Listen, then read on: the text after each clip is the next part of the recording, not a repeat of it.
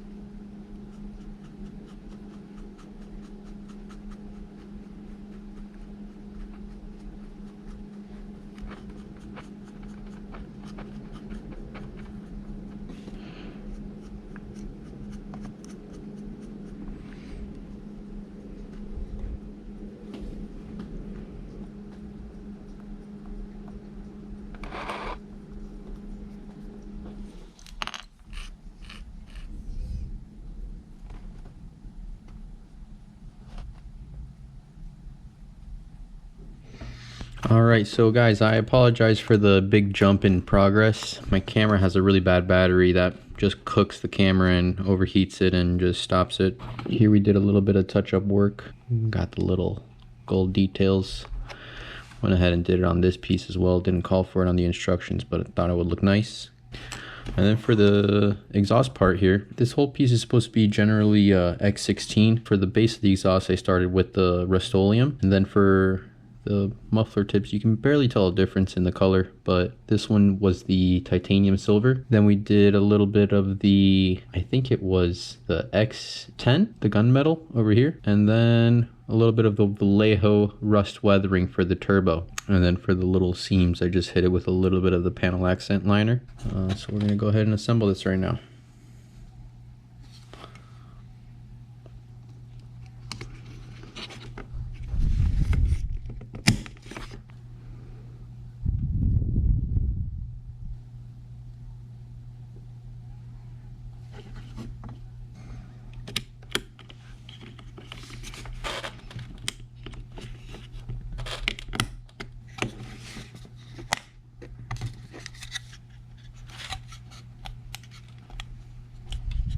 There we go.